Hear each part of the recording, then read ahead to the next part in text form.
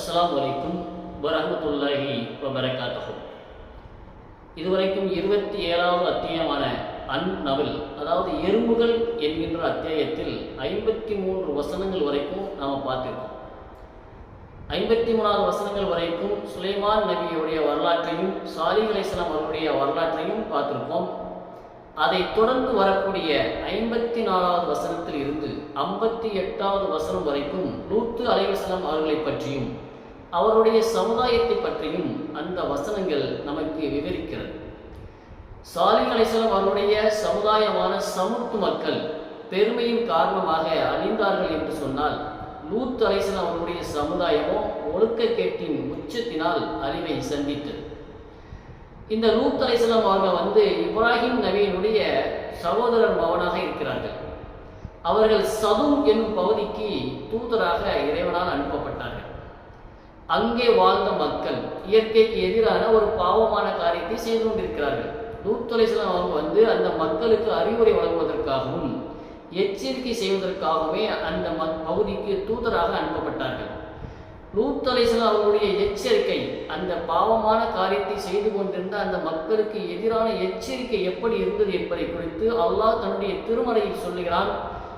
27வது அத்தியாயத்தில் 54வது வசனத்திலையும் 55வது வசனத்திலையும் அல்லாஹ் சொல்லும் பொழுது, லூத்தையும் தூதராக அனுப்பினோம். அவர் தம் சமுதாய மக்களிடத்தில், நீங்கள் பார்த்து கொண்டே இந்த மானக்கேடான செயலை செய்கிறீர்களா என்று கேட்டார்.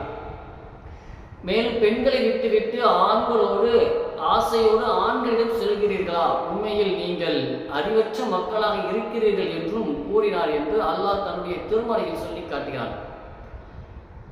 அல்லாஹ் ஏன் இப்படி கூறுகிறான் என்று சொன்னால், அந்த மக்கள் இயற்கைக்கு மாற்றமான ஒரு பாவமான காரியத்தை செய்து கொண்டிருந்தார்கள். அதாவது அந்த சமுதாய மக்கள் என்ன பண்றாங்க அப்படின்னா, இதுக்கு முன்னாடி இந்த உலகத்துல யாருமே செய்திராத ஒரு பாவமான காரியத்தை செய்து கொண்டிருக்கிறார்கள். அப்படி அவர்கள் செய்த பாவம் என்ன அப்படின்னு நம்ம பார்க்கும் பொழுது, அங்கு வாழக்கூடிய ஆண்கள் எல்லாருமே என்ன பண்றாங்க, பெண்களை விட்டு ஆண்களோடு உறவு கொள்ளக்கூடிய, ஆண்களோடு உடலுறவு கொள்ளக்கூடிய ஓரினை சேர்க்கை என்று சொல்லக்கூடிய மிகப்பெரிய பாவத்தில் என்ன செய்றாங்க, அந்த சமுதாய மக்கள் எல்லாருமே ஈடுபட்டு கொண்டிருந்தார்கள். லூத் அலைஹிஸ்ஸலாம் இவர்கள் செய்யக்கூடிய இந்த ஈனச் செயலை, இழிவான காரியத்தை என்ன சொல்றாங்க அப்படின்னா ஷஹாலத், அதாவது அறிவற்றத்தனம் என்று சொல்கிறார்கள். ஏன் அப்படி சொல்கிறார்கள் என்று சொன்னால், இது மனித இனத்திற்கு முற்றிலும் இயற்கையான வாழ்வியலுக்கு மாற்றமாகவும் மற்றும் சந்ததி பெருக்கத்திற்கு எதிரானதாகவும் இருக்கிறது. எனவேதான் லூத் அலைஹிஸ்ஸலாம் அவர்கள் என்ன பண்றாங்கன்னா, அந்த மக்களுக்கு அவர்கள் செய்யக்கூடிய இந்த இழிவான செயலை எதிர்த்து அவர்கள் செய்யக்கூடிய காரியத்திற்கு எதிராக அவர்களுக்கு அறிவுரை வழங்குகிறார்கள், எச்சரிக்கை செய்கிறார்கள். ஆனால் அந்த மக்கள் அவருடைய அறிவுரையை கேட்டும் எச்சரிக்கையை கேட்டும் திருந்துவதற்கு பதிலாக என்ன பண்றாங்க, அவங்க லூத் அலைஹிஸ்ஸலாம் அவர்களையும் அவர்களை பின்பற்றி கூடியவர்களையும் என்ன செய்யறாங்க, கேலியும் கிண்டலும் செய்கிறார்கள். மேலும் சொல்கிறார்கள், அந்த மக்களை பார்த்து சொல்றாங்க, லூத்தினுடைய குடும்பத்தை என்ன பண்ணுங்க, ஊரை விட்டு வெளியேற்றுங்கள். ஏன் அப்படி என்றால், அவர்கள் மிகவும் பரிசுத்தமான மனிதர்களாக இருக்க விரும்புகிறார்கள் என்பதுதான் அந்த மக்களினுடைய பதிலாக இருந்தது என்று அல்லாஹ் 56வது வசனத்தில் சொல்லி காட்டுகிறான். அதாவது அந்த மக்கள் மத்தியில பரிசுத்தமாக இருப்பது என்பது ஒரு குற்றம் என்பது போல அங்கு இருக்கக்கூடிய மக்கள்கள் எல்லாம் பேசினார்கள்.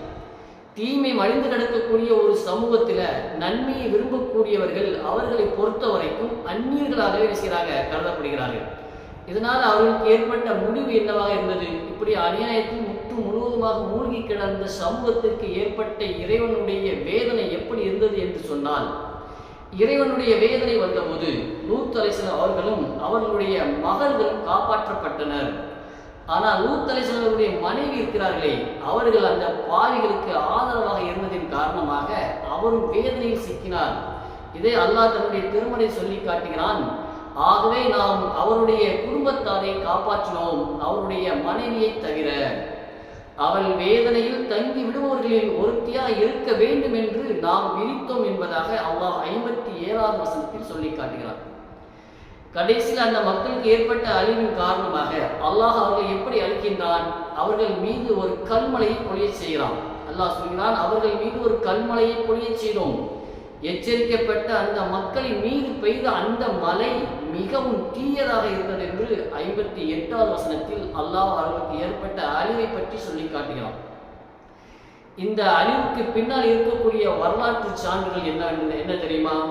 இன்னைக்கு சோடான் நாட்டில் இருக்கக்கூடிய சாக் கடல், அதாவது டெத் சி என்று அழைக்கக்கூடிய அல்லது லூத் கடல் என்று அழைக்கப்படக்கூடிய பகுதி தான் அவர்கள் அழிக்கப்பட்ட இடமாக இன்றளவு கருதப்படுகிறது.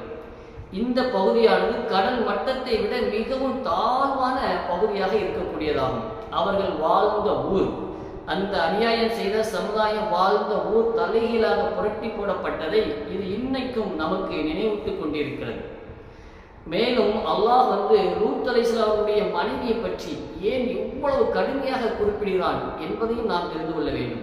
ஏன் என்று சொன்னால், லூத் அலைஹிஸ்ஸலாம் அவருடைய மனைவியை பற்றிய வரலாற்றில் நமக்கு மிகப்பெரிய படிப்பினை இருக்கிறது. ஒரு இறை தூதருடைய மனைவியாக இருந்தும் அவரால் என்ன செய்ய முடியவில்லை. ஏன் இறைவனால் தண்டிக்கப்பட்டார் என்று சொன்னால், அவர் ஏன் தண்டிக்கப்பட்டார் என்பது குறித்து குர்ஆன் தரக்கூடிய விளக்கம் என்னவாக இருக்கிறது? அதாவது முதலாக விசுவாச துரோகம், அதாவது ஈமான் கொள்ளாமை. லூத் அலைஹிஸ்ஸலாம் அவருடைய மனைவி, லூத் அலைஹிஸ்ஸலாம் அவர்கள் ஒரு இறை தூதராக இருக்கிறார்கள், ஏகத்துவத்தை எடுத்துரைக்கக்கூடிய தூதராக இருக்கிறார்கள். ஆனால் தன்னுடைய கணவர் ஏகத்துவத்தை அவர்கள் கொண்டு வந்த ஏகத்துவத்தை செய்தியை என்ன செய்யவில்லை? லூத் அலைஹிஸ்ஸலாம் அவருடைய மனைவி மனதார ஏற்றுக்கொள்ளவில்லை.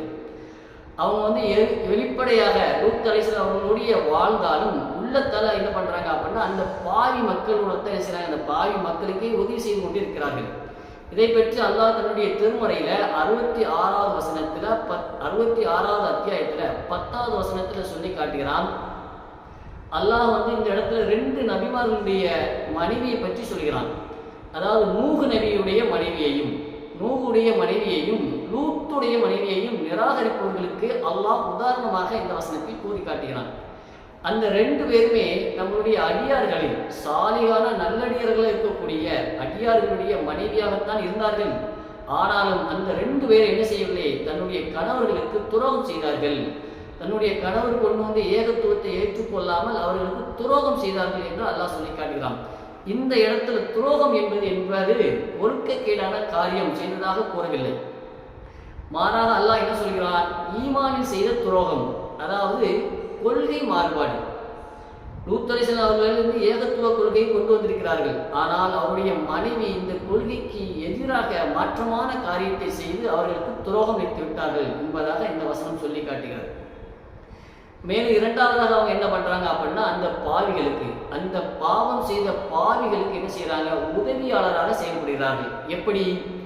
அந்த ஊர் மக்கள் செய்த ஓரினை சேர்க்கை என்று சொல்லக்கூடிய மிகப்பெரிய பாவம், அது இந்த மனித சமுதாயத்துக்கு முற்றிலும் மாற்றமான, இயற்கைக்கு மாற்றமான அந்த பாவத்தை செய்து கொண்டிருக்கக்கூடிய அந்த மக்கள் அந்த செய்த பாவத்தை அவர் நேரில் பார்த்தும் கண்டிப்பதற்கு பதிலாக என்ன பண்றாங்க? அவர்களுக்கு சாதகமாக என்ன செய்கிறார்? அவருடைய லூத் அலைஹிஸ்ஸலாம் மனைவி செயல்பட்டு இருக்கிறார். ஒரு முறை அல்லாஹ் என்ன செய்யலாம் அப்படின்னா, லூத் அலைஹிஸ்ஸலாம் வீட்டுக்கு விருந்தினர்களாக வானவர்களை அனுப்புகிறான், மனித உருவில் அனுப்புகிறான். அதுவும் எப்படி? அழகு பதுமைகளாக, கட்டிடம் காளைகளாக அல்லாஹ் என்ன செய்யலாம்? வானவர்களை லூத் அலைஹிஸ்ஸலாம் அவருடைய வீட்டுக்கு விருந்தினர்களாக அனுப்பி வைக்கிறான். இப்படி அழகான வாலிபர்கள் உருவத்தில் வானவர்கள் விருந்தினர்களாக வந்தபோது அந்த செய்தியை ரகசியமாக அந்த ஊர் மக்களுக்கு கொண்டு போய் சேர்த்தது யார் என்று சொன்னால், லூத் அலைஹிஸ்ஸலாம் மனைவிதான். எங்கள் வீட்டிற்கு அழகான இளைஞர்கள் வந்திருக்கிறார்கள், வாருங்கள் என்று அந்த பாவிகளை இவர்தான் என்ன செய்தார்? தூண்டிவிட்டார். இவ்வாறு தொடர்ந்து பாவத்தையே செய்து கொண்டிருந்த அந்த மக்களுக்கு இறைவனுடைய வேதனை என்ன செய்கிறது? இறக்கப்படுகிறது. அல்லாஹ் அவனுக்கு தண்டனை கொடுப்பதற்கு தயாராகிவிட்டான். இறைவனுடைய வேதனை அந்த ஊரை தாக்கப் போகிறது என்பதை அறிந்த வானவர்கள், அங்கு வானவர்களாக வந்திருப்பவர்கள் யார்? மனித உருவத்தில் வந்திருக்கக்கூடிய விருந்தாளிகள். மனித உருவத்தில் வந்திருக்கக்கூடிய விருந்தாளிகளாகிய வானவர்களுக்கு இறைவனுடைய வேதனை இந்த மக்களுக்கு இறங்கப் போகிறது என்பதை தெரிந்து கொள்கிறார்கள். அதை அறிந்த வானவர்கள் என்ன சொல்கிறார்கள்? லூத் அலைஹிஸ்ஸலாம் அவர்களிடத்தில் ஒரு நிபந்தனையை விதிக்கிறார்கள். என்ன நிபந்தனை என்று சொன்னால், அல்லாஹ் அதை தன்னுடைய திருமறையில் சொல்லி காட்டுகிறான். நீரும் உன் குடும்பத்தாரும் இரவில் ஒரு பகுதியில புறப்பட்டு விடுங்கள். உங்களில் எவருமே என்ன செய்யக்கூடாது? திரும்பி பார்க்க வேண்டாம், உன் மனைவியை தவிர என்று அல்லாஹ் 11வது அத்தியாயத்துல 81வது வசனத்தில் சொல்லுகிறான்.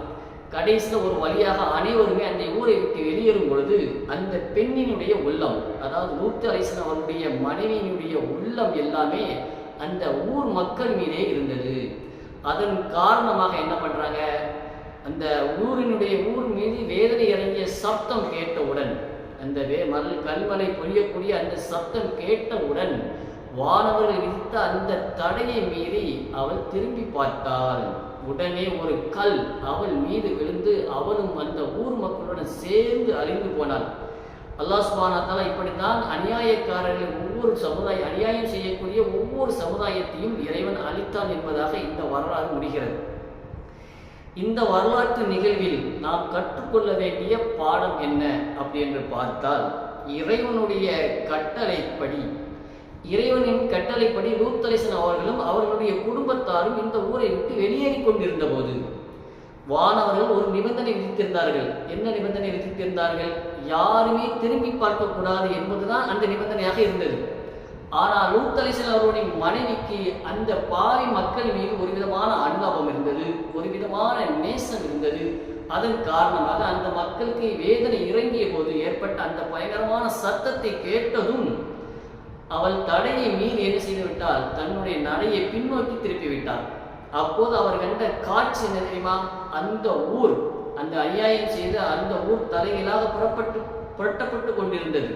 புரட்டப்பட்டு அவர்கள் மீது கற்கள் மழையாக பொழிந்து கொண்டிருந்தது. அவர் பார்த்த அந்த கனவை என்ன செய்திருந்தது? அவர் மீண்டும் ஒரு கல் விழுந்து அங்கேயே அவர் மடிந்து போனார். இதில் உள்ள முக்கியமான பாடம் என்ன தெரியுமா? லூத் அலைஹிஸ்ஸலாம் அவர்கள் ஒரு பெரிய இறை தூதராக இருந்தும், லூத் அலைஹிஸ்ஸலாம் அவர்கள் அல்லாஹ்வினுடைய தூதராக இருந்தும் அவருடைய மனைவியால் என்ன செய்ய முடியவில்லை? நேரான வழியை பெற முடியவில்லை. ஒருவருடைய வெற்றி என்பது அவர் சார்ந்திருக்கும் உறவில் இல்லை, மாறாக அவர் செய்யக்கூடிய சொந்த செயல்களில் தான் இருக்கிறது என்பதை இந்த வரலாறு நமக்கு உணர்த்துகிறது. எவ்வளவு பெரிய இறைத்தூதராக இருந்தும் தன்னுடைய மனைவியை நேர்வழிப்படுத்த முடியவில்லை, தன்னுடைய மனைவிக்கு நேர்வழி கிடைக்கவில்லை என்பதை இந்த வசனம் நமக்கு தெளிவாக உணர்த்துகிறது. நம்மளுடைய தாய் தந்தையர்கள் எவ்வளவு பெரிய உஸ்தாதாக இருந்தாலும், எவ்வளவு பெரிய மார்க்க அறிஞர்களாக இருந்தாலும், தன்னுடைய பிள்ளைகள் என்ன செய்கிறார்களோ அதற்கு ஏற்பத்தான் அல்லாஹ் மறுமையில் கூலி கொடுப்பான். அவர்கள் நேர்வழியை பெற்று வாழ்ந்தால் நேரான வழியிலும், தவறானவர்களுக்கு உதவி செஞ்சாலும், தவறை பார்த்து ரசித்தாலும் அவர்களும் தண்டனைக்குரியவர்கள் என்பதைத்தான் இந்த வரலாற்று சம்பவம் நமக்கு நினைவூட்டுகிறது. எனவே நமக்கு என்ன தேவை? நம்முடைய மறுமை வாழ்க்கைக்கு நாம் எதை செய்தால் வெற்றி அடைவோமோ அதை பெற்று வாழக்கூடிய மக்களாக அல்லாஹ் நம் அனைவரையும் ஆக்கி அருள் செய்வானாக. அஸ்ஸலாமு அலைக்கும் வரஹ்மத்துல்லாஹி வபரகாத்துஹு.